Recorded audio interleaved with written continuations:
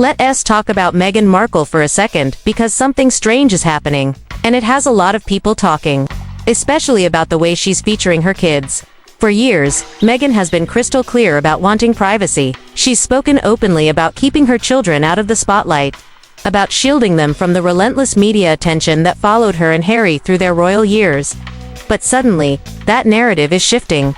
Out of nowhere, we're seeing carefully staged, behind-the-scenes photos of Archie and Lilibet, all released to promote her Netflix series with Love, Meghan. And these aren't just casual family snaps. No, they're highly curated. Archie is shown holding a clapperboard. Lilibet's perched in a director's chair. Their faces turned away, out of focus, but undeniably part of the frame. They're not just children in these shots. They're part of the brand, part of the promotion. And people are asking, has Meghan crossed the line? Because here's the truth. With Love, Meghan isn't dominating Netflix charts. In fact, it hasn't cracked the top 10. The buzz is fading. Even the hate watchers aren't showing up like they used to.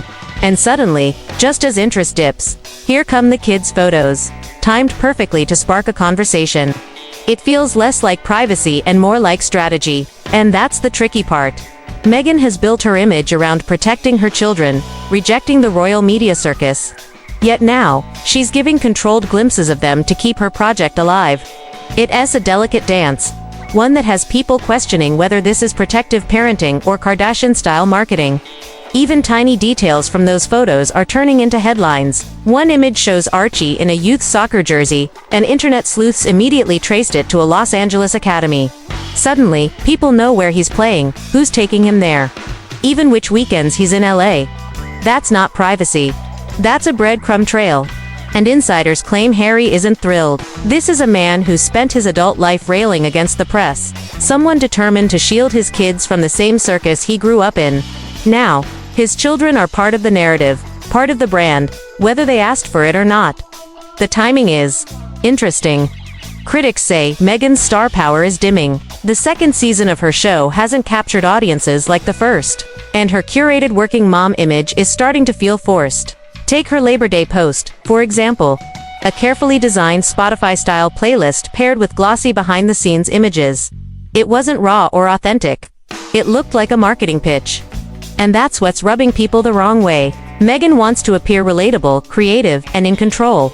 But the execution feels polished to the point of being a brand campaign. These aren't candid moments. They're staged shots designed to say, we're just like you, but also still royal.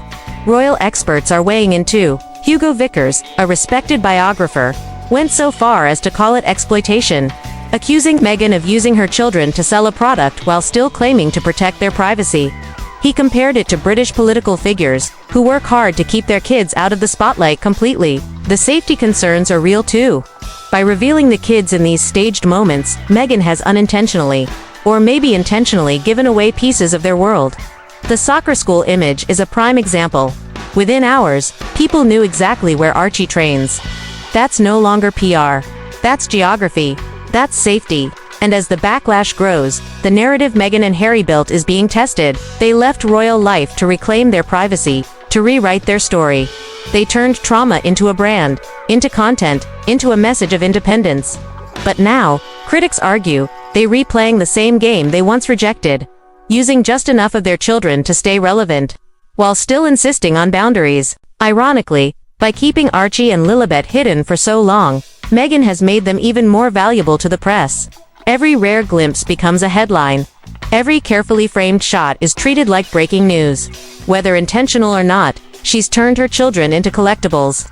And the pressure is building. Netflix hasn't renewed the show for a third season yet, reportedly waiting to see if part 2 performs well enough. The stakes are high, and Meghan knows that. Which makes these decisions, this sudden visibility of the kids, feel calculated. Meanwhile, family drama simmers in the background. Meghan's estranged father, Thomas Markle, continues to speak out, claiming he's been cut off and painting himself as the forgotten grandfather. His voice adds another layer of tension to this already complicated picture.